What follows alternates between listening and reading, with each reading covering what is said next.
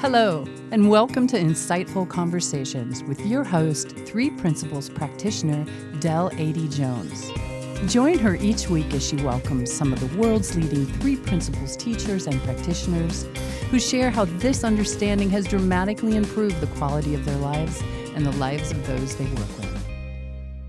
I'm so excited to have Christina Brittain with me today. Christina is an intuitive coach, group facilitator, and author of 2 uplifting coloring books for all ages, the Lighten Your Vibe and Comfort coloring books. She also creates light-hearted songs and other inspiring videos that remind us of our intrinsic well-being. All of her work encourages us to trust ourselves, our body, and life itself. Welcome, Christina. I'm so thrilled to have you here today. We have been chatting a lot. We could have at least done about 10 shows together with all the different topics. Exactly. But what I'd actually like, because we only have about 25 minutes together today, Sure. We both talked about how we had done a myriad of different things that led us up to the principles. So I would love for you to tell me a little bit about what your journey has been before you came across the principles, and then we'll dive into those. Yeah, sounds great. Wow, well, I am fortunate in that I was raised in a household that was already having a conversation about spirituality and how are we making our experience, what is human experience? I mean, that conversation was up, there was meditation going on. And, when I was 2, my mom took me to see a shaman. I just grew up in it, Mm-hmm. She was doing things like putting us against the refrigerator and trying to read our auras because the refrigerator was a nice white background. I mean, it was just a very curious household about what goes on behind the scenes of physical form and reality. So that came really natural to me. And I was just, as I explored that, I went through all kinds of energy healing modalities and spiritual philosophies and techniques. Everything from Reiki to lifespan integration to, the chakra systems and then as I kind of got more sophisticated, I guess you could say, as I grew up, things like Byron Katie was very attractive to me. And what I love about all of those is that I just kept following what felt good, In fact, I ended up getting a master's degree in dance because at the time that just felt like the thing that had the most truth and the most expansion for me. And it turned out to be a wonderful education in terms of directing my attention to feeling and to the interior. And moving the body, moving the form. It was also moving the energy and of course the content that I explored in my, for example, master's concerts and things like that was always about the bigger picture. Mm-hmm. So, but like you, Del, like I was following the feeling and getting all these pieces, and it was it was all there in this big. I don't know, almost like compartmentalized. So these clouds, I felt the truth there and the truth there and the truth there. But, like you, I loved hearing your story about when you came across the 3 principles, reading that book on the airplane, right? The book that jumped off the shelf and practically hit me on the head. Exactly. And I could almost feel your feeling as you read that book. It was like, oh, and I could, feel you opening up to this, there was the insight right there, Totally. I mean, up until that point, I felt such a victim to my thinking. I was going through a divorce. I have 2 beautiful sons, and there's no way I would have gone anywhere. But there was a feeling I had of absolute panic of how can I keep living in this world with the thinking I had. It right. was driving me nuts. Right. So yes, it was huge when I read that book. It was, like you said, the big aha moment of, oh my God, I can see it differently. And isn't it weird? Because, I would guess that you already knew that, okay, I'm believing my thinking, I shouldn't, like you kind of knew on some level, even if you hadn't been exposed to it in like literally Byron Katie kind of thing. Yeah. But something about the three principles just makes it so simple and understandable. Like, oh, I've been believing my thinking, but I haven't been uh, like turning in the, I love that phrase of the three principles, look in the other direction. Yeah, exactly. Yeah. Yeah. Yeah. Wow. It's so interesting you can say that, because yeah, I mean, like you, years of training, years of different things, everything was up here. Yes.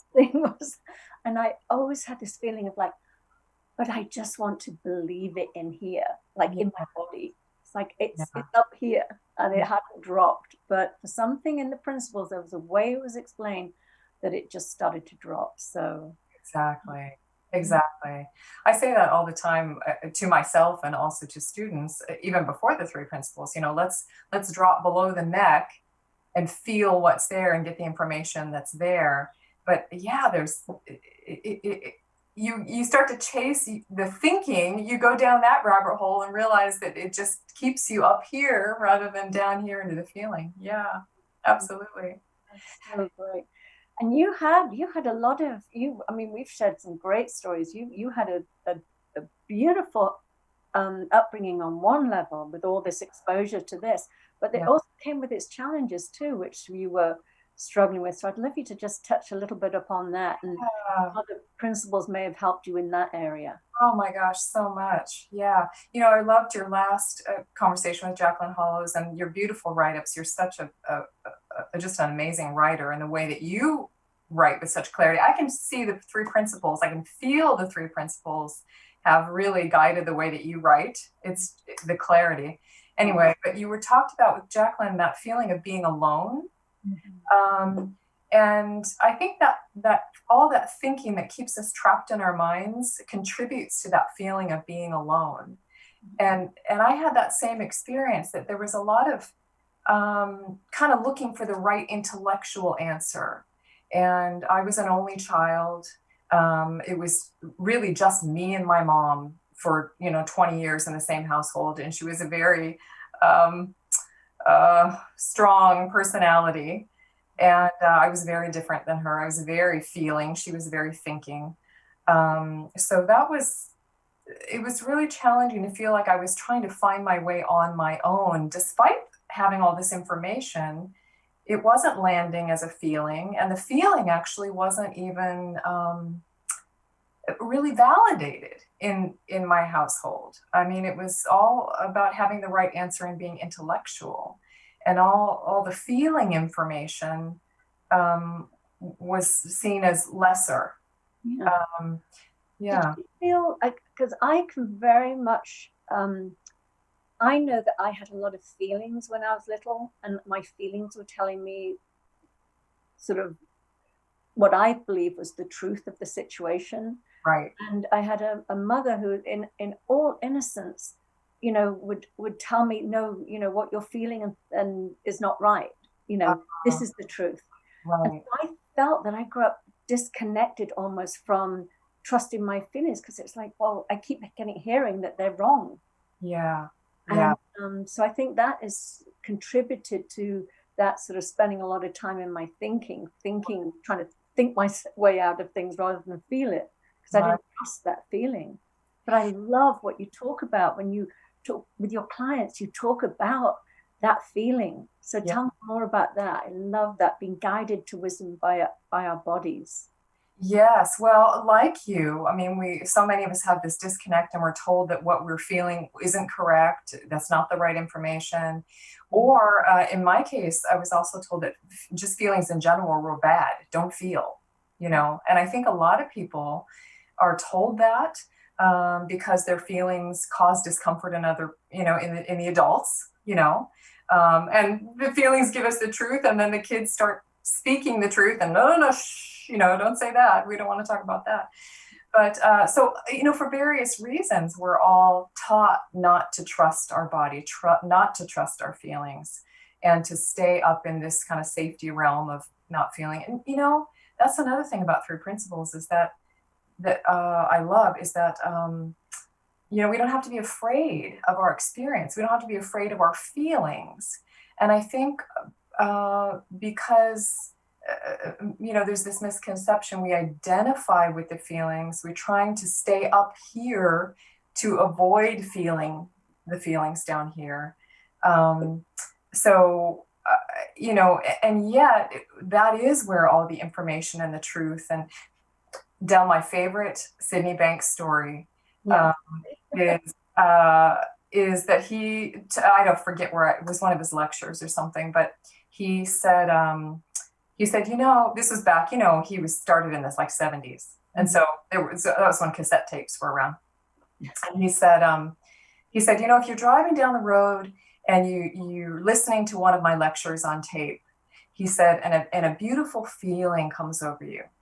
He said, pop that tape out of the window and out of the player and throw it out the window and stay with the beautiful feeling. Never mind what I'm saying.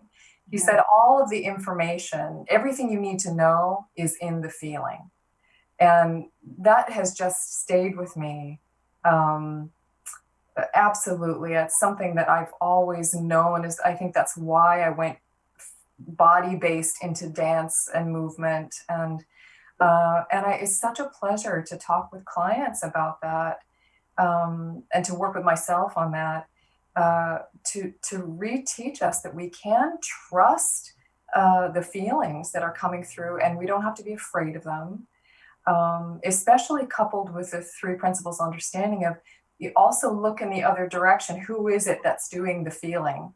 So that we don't become identified with the feelings themselves, and allow them to move through. Experience moves through, it's made a huge difference in my life and being able to trust my body. I mean, do you feel like you trust your body more because of 100%? And, and I love the way you described about that, being grounded in that feeling, the wisdom. For me, it is, I feel the difference. I can feel when I'm up here in this, it's like a tinny, rattly, sort of like hamster on a wheel thing going on up here. And then there's this deep, deep, deep knowing. And it is so in my body. I feel it's in my solar plexus, my gut. It is, there's no question, where wisdom is coming from and where the personal thinking is coming from. It feels so different in my body. Isn't that amazing? That we can feel the difference. We can feel one is true and deep. It's almost like it's like slows down or something. Yeah, I just love that. How beautiful that we really can feel what's yes, what's truth, Yeah, I love that. And it also sometimes for me feels like a nudging or it's such a body encompassing feeling. It's like I have sometimes, or I hear people sometimes say, how do you know the difference between wisdom and your personal thinking? And the answer is you feel the difference. I can't, it's going to feel different to everybody, but I know what it feels like for me. Right. It was almost like that when I met you at the retreat. It was like the wisdom just kind of rose up out of my body and signed me up for the retreat. And the rest of me had to catch up, I know, I love that.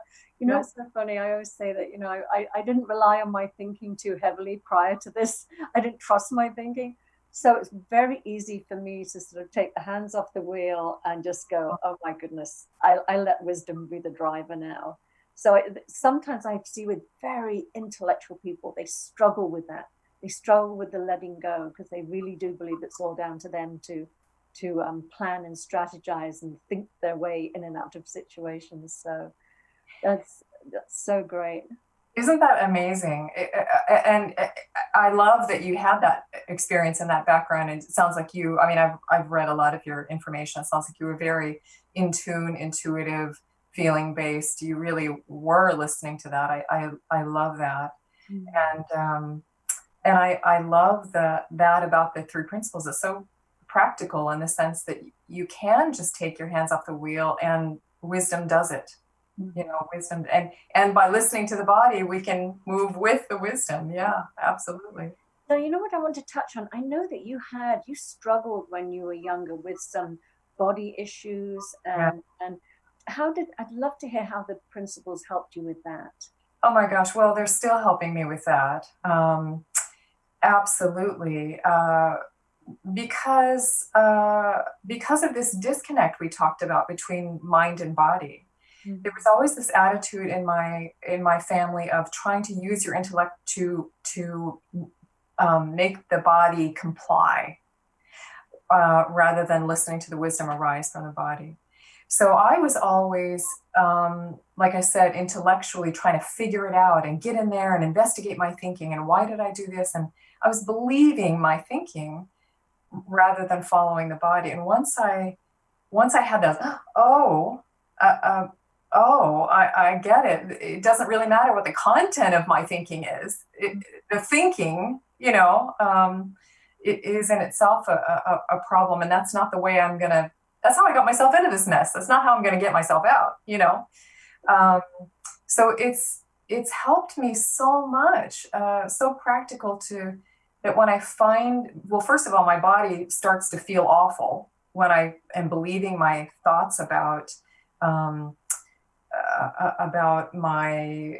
for me, it's about what foods are safe, or what foods are allowed. There was a lot of restriction like crazy in my family.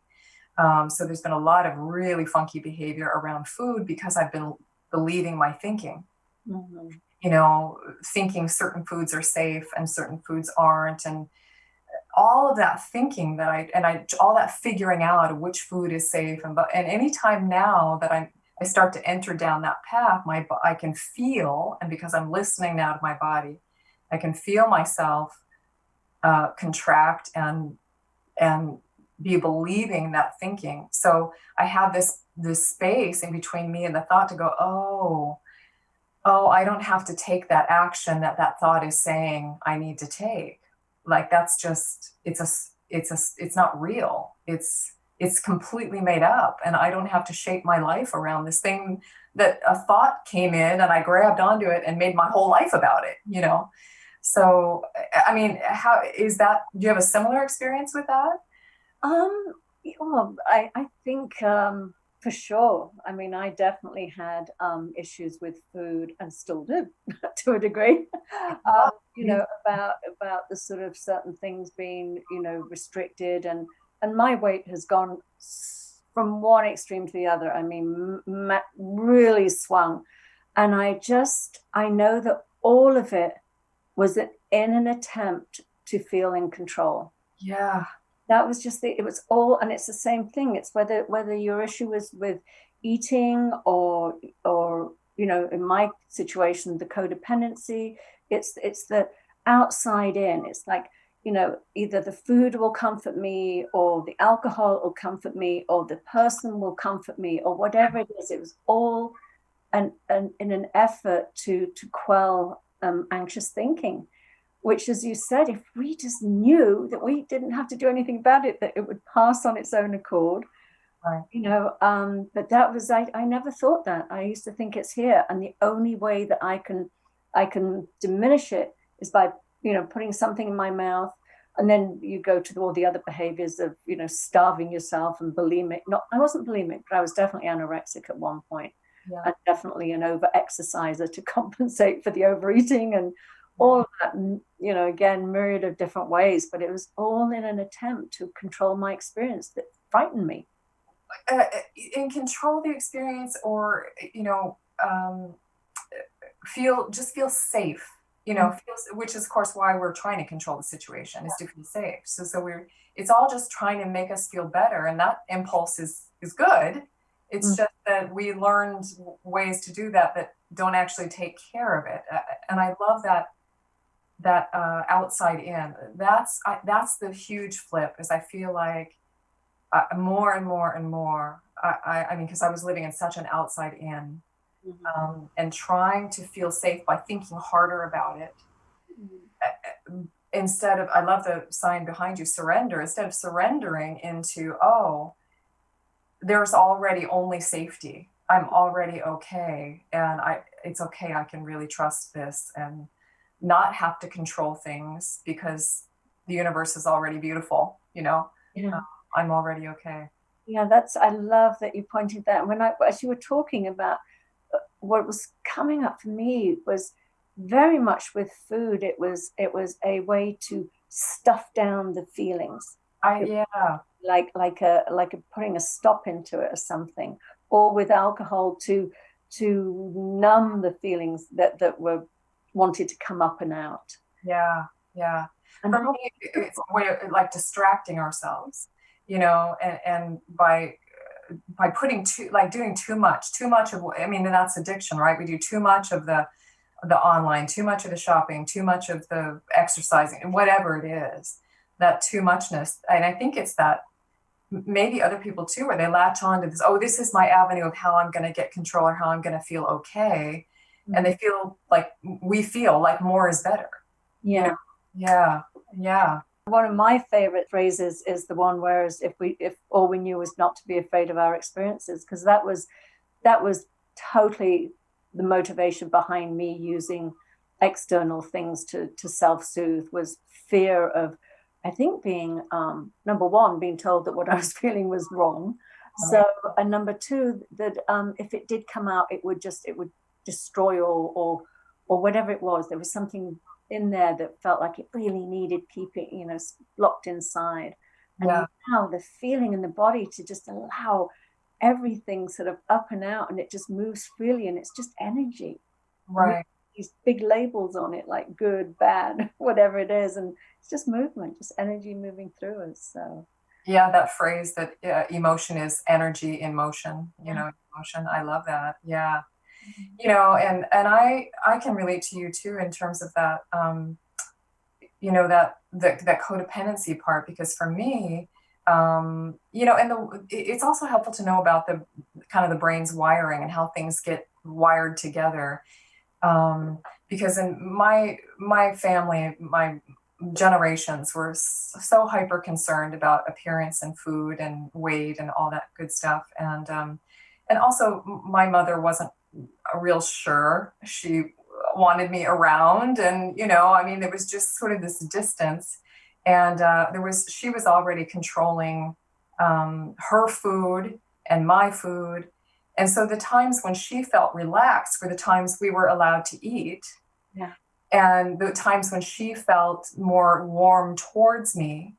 And so I started to get this overlap of, oh, well, when there's food, mom's seems to love me more. Yeah. Oh, well, then I need more. I need that love. I mean, I wasn't getting the love, the food is the substitute for, Mm-hmm. And also, especially as an only child with just the two of us, she was it. So if I wasn't getting love from her, where was I going to get that?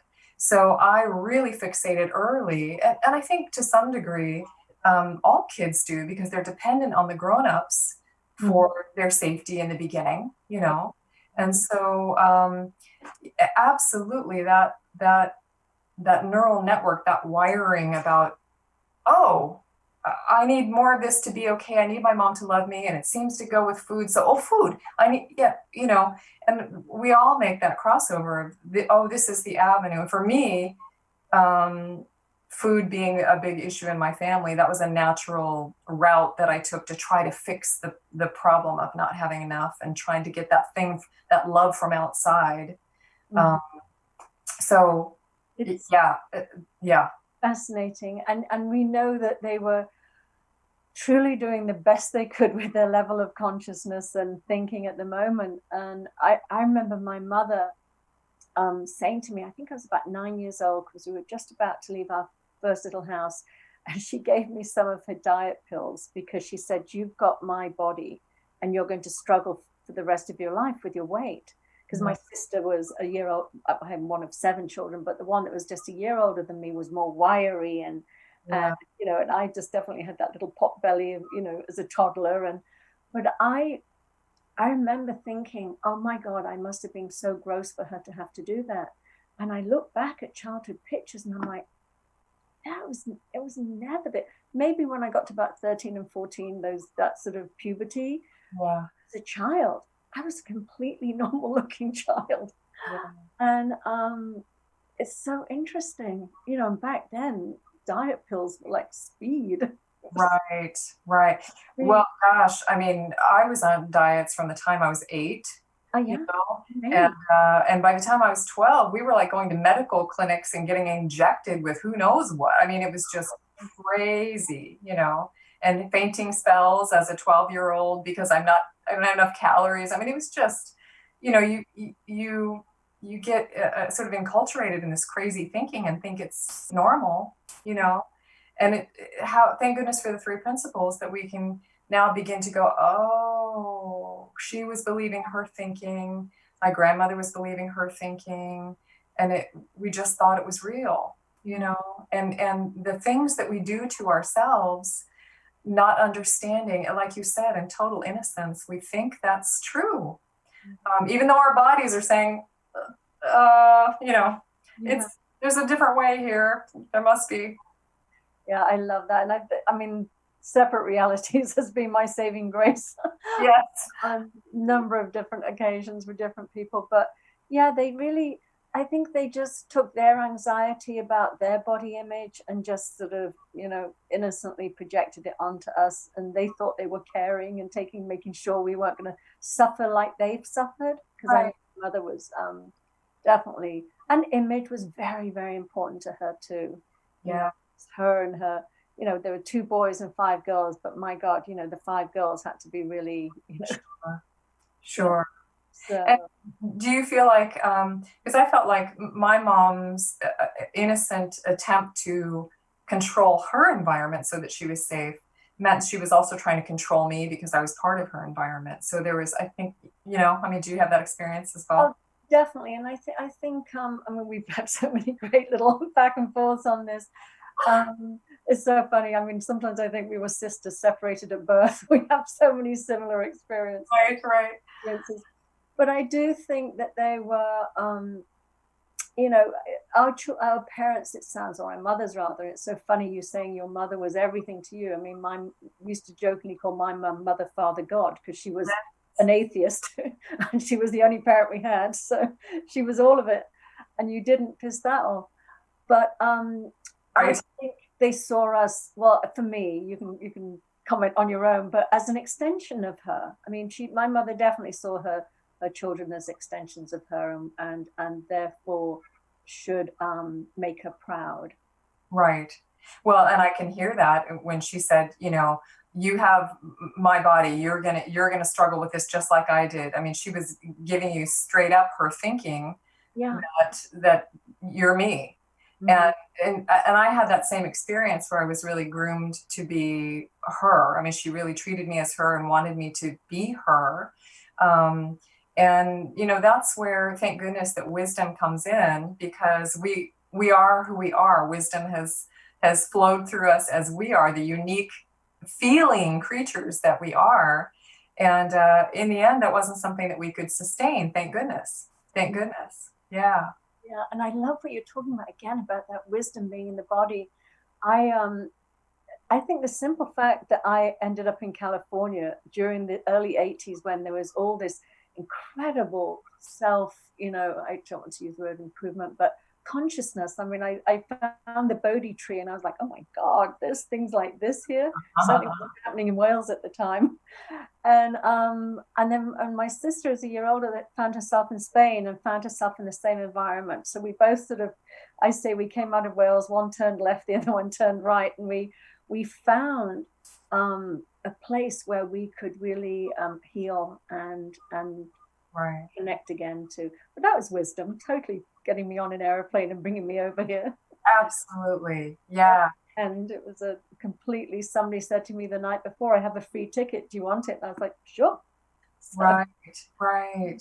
Yeah. The wisdom that just carries us and is, like you said, just this grounded knowing. There isn't really a question when wisdom comes up and directs you, like that plane ticket, or that book that landed on your head pretty much.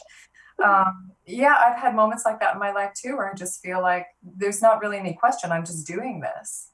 But then, of course, it's not me doing it. It's wisdom doing me, I love that. I love that. that Yeah. is great. Yeah. So I love working with people and helping them to to trust that wisdom rolling through, and help them to know how they can access that and feel. I mean, it's really as simple as feeling and taking the time to feel, and of course knowing that their experience isn't going to hurt them, and it's okay to feel and get that information. Yeah. Oh, that's beautiful. So we're coming to the end of our time. So give them, for the people that are not watching the show but are listening on the podcast, give your website and how people can work with you. And I know you offer some beautiful programs, and I just want to mention I love your songs. Oh, I love the Hokey Pokey one. Yeah. Right. Yeah, I do. I offer various sort of video offerings. Some of them are just songs that I've juxtaposed to what is the word I'm looking for? Put different words onto the lyrics that help remind me about wisdom and help remind me to connect to the body. So I do songs on my YouTube channel and various uplifting videos and coloring books, but all of my information is on my website, which is ChristinaBrittain.com. And the Brittain is spelled like Great Britain, but 2 T's. Mm-hmm. Yeah, absolutely. Well, this has been wonderful. And I was so excited to have you on today, and it's just been delightful. So thank you so much. It's wonderful to connect with you, Jill. Yeah, and hopefully we'll be traveling again and maybe can see each other in person. I would love to see you in Malibu again. That'd be great. Yes. Yeah. Okay. Well, thank you so much, Del. It was wonderful to see you again. And you too. Take care. Have a wonderful day. Thank you so much for listening to the show. If you're interested in learning more about my coaching and mentoring packages, please reach out to me at deladeyjones@gmail.com. I would love to hear from you.